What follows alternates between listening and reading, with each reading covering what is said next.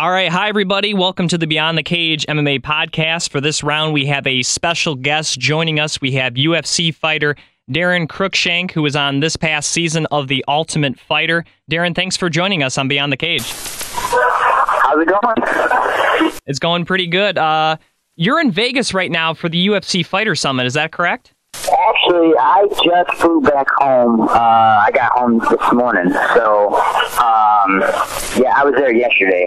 And crazy thing is with the summit, I grew up seeing all these big time fighters, and it's like they're all in the same room with me, and it was a pretty cool experience. Now, was this a 2-day event that over there in Vegas? This is actually, they have it for 4 days, but there's different fighters every day. And they basically just talk about Twitter and Facebook and about new medical insurance that we got, and, basically helping us, keep our brand, our own brand name and stuff like that, and build it up. So. Cool stuff. I saw some pictures on your Facebook of you next to the EA Sports booth. What was that all about? Yeah, they had us all do a body scan and a facial scan. So hopefully, they're going to be coming out with a new game, I guess, next year. So they wanted to get us all, since we're all going to be there, they would just scan us all at one time. And hopefully they make a video game character out of me. Cool. That'd be pretty awesome to see you in the next UFC game. And EA Sports, They do a great job with all the games they do. Yeah, so that's pretty cool. I wanted to get your thoughts. UFC 148 just happened. I wanted to see what you thought with the main event between Anderson Silva and Chael Sonnen. Well, obviously, Sonnen won the first round, and in the second round, Anderson came out wanting to kill the dude. So he ducked up under a swing back fist, which was really sloppy, but and then got Sonnen in trouble and threw a knee to the chest and finished him up on the ground. It was a good fight. I wish it would have gone a little longer for more entertainment, but sometimes it doesn't happen like that. For sure. Was there any doubt to you that Anderson Silva wasn't the best fighter of the world before this fight, and does this, in your mind, confirm that? He's been the best fighter in the world. Look at him. He's undefeated, right, at any level. So how many times has he defended his and won? So, you can't question it. He's the best fighter in the world. There's no doubt about it. Part of UFC 148 was also Tito Ortiz getting into the Hall of Fame. Do you have any thoughts about Tito getting to the Hall of Fame? Oh, yeah. When I was younger, he was the face of the UFC for a long time. He was like that bad boy, kind of figure. That was his brand. And, everybody growing up looked up to him. I don't know anybody that didn't. Tito, he's a man. He didn't win his last fight. According to the judges, Forrest Griffin landed a lot more punches, but Tito landed a lot more that were knockdowns and, offensive. So, Forrest Griffin got to win, but I think Tito won too. Of course, you were part of the Ultimate Fighter this past season. Can you talk a little bit about that experience and what it meant to you as a fighter? Yeah, the Ultimate Fighter show, it was an experience like no other. They took our phones, no internet. It was almost like we were, modern day gladiators, almost like slaves, put in this arena where you didn't control what you did that day. You were stuck in this house, and the house is big, but it gets real small real fast. And you're living with people that potentially you could fight. So that kind of gives a little stress. But the biggest thing that was tough for me was training without any music, because it's a set, it's not a gym. That, the training center, there's movie cameras and all kinds of stuff everywhere that people don't see. So they wouldn't allow music during training, they actually wouldn't allow music at all, the band rides and stuff like that, because, if we say something and they get it on camera but they can't hear it because of the background noise, then, we might as well not have said it. So they didn't allow any music, and it was weird. Like, every time I warmed up, because training, as soon as you walk into the gym, you turn the radio on. It's like automatic. So, like, we'd be running around warming up, and it's like every time I'd be waiting for the music to turn on, and boom, it would never turn on. So that was probably the toughest part for me. Being away from my family and not having contact with them. I mean, that was hard, but it was almost like a getaway kind of thing, like from life. He said, all we did was wake up and train, and then eat, and then sleep, and then wake up again and train. It was. I enjoyed every minute of it. You talked about at any moment you could fight a guy in the house. Two of your teammates, Al Iaquinta and Michael Chiesa, they fought each other in the final. Were you surprised at all that Mike was able to take out Al that quickly? Yeah, in practice, Al gave it to Chiesa every single time. Like pushing him around the mat, almost bullied him. But Chiesa, he's been pulling out fights. He's a gamer, so you can't take it away from him. He won every single fight, and I'm happy for the guy.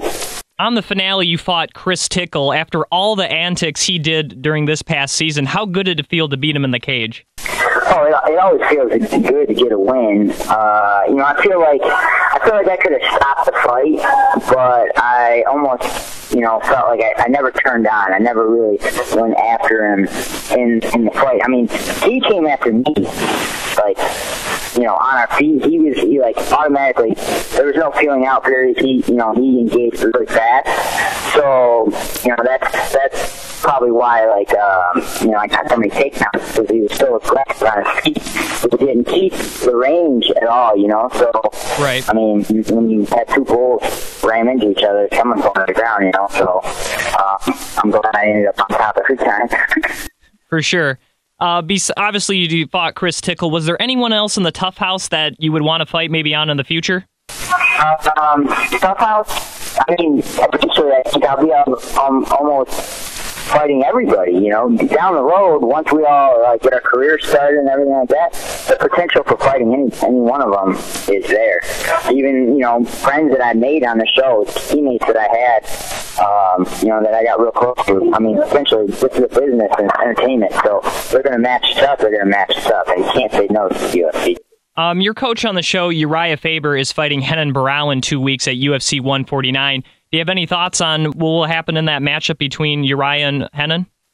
Yeah, I think that, Daron Cruickshank got injured, and this guy stepped in, and I think that this is actually a tougher fight for Uriah than having to fight Daron Cruickshank. This guy's, he's basically undefeated. He lost his first fight in his first professional fight, and now he's on like a 30-fight win streak. He's a tough Brazilian guy, He's not a good-looking dude. Look at his smile. He's tough, and that shows it right there. So, Uriah's got to take it to him. Uriah Faber is the most mentally tough dude that I've ever met. So, if someone's going to beat him, it's going to be Uriah. Speaking of Uriah, were you glad that you were on his team instead of Cruz, or did that not really matter to you? Definitely. Growing up, Uriah Faber was, one of my heroes. I would walk to class when I was in school and stop and get a no fear energy drink because Uriah Faber was face on it, So, it was kind of like a dream come true, I guess you'd say. He's got a good wrestling background, and he's exciting to watch fight, and he's been a world champ a few times. So I was happy to be on his team. Daron Cruickshank and me didn't really get along. We didn't fight, but we made fun of each other quite a bit on out of the scenes and stuff. So it'd been real awkward being on his team. Right, for sure. Since TUF finished up about a month ago, what have you been doing after 13 weeks in the house?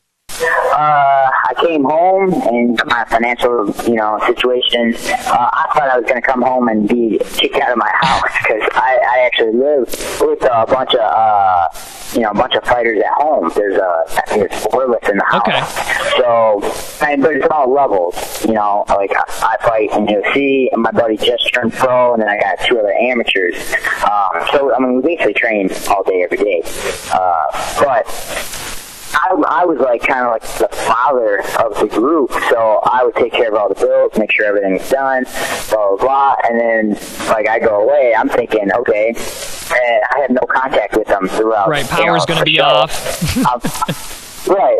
I'm thinking like, okay, we got kicked out of the house, blah, blah, blah. How am I, So, but, they kept it together for me, and, ultimately, I'm still living in the same place. So that is good.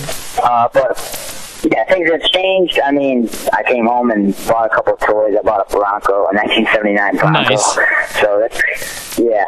But other than that, just training and hopefully get a fight soon. So that's. Yeah, that was the next question I was gonna ask you. Is there any inkling of when you will fight or who you will fight?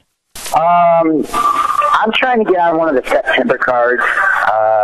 Who will I fight? I don't know yet. I think they're going to, give me a few options, and then I'll try to shoot for my best option. But, is there anybody I want to call out? No. I've never been like that. I don't watch a whole lot of fighting or sports in general, so I don't really know a lot about who everybody else is in the UFC. So it's, I'll have to contact some of my friends and say, who's this guy, what's he do, blah, blah, blah. So. Well, if you ever need advice, just a phone call away. All right. Now, not only are you from Michigan, I'm from Michigan as well. So I got to ask you, do you have a preference, Michigan State or Michigan? Well, I partied more at Michigan State in college, so I'm going to have to go with Michigan State. All right, good man. I'm a Spartan fan as well. There we go. All right, I had to ask you that. Again, this is Daron Cruickshank, UFC fighter. You can follow him on Twitter at Cruickshank155, as well as like him on Facebook. Daron, thanks for joining us, and maybe we can have you on again after your latest fight. Yeah, sounds good. Just contact me whenever you want. I'm down for any kind of interview. All right, Daron, thanks for coming on. All right, thank you. All right, have a good day. Once again, that was UFC fighter Daron Cruickshank on the Beyond the Cage MMA podcast.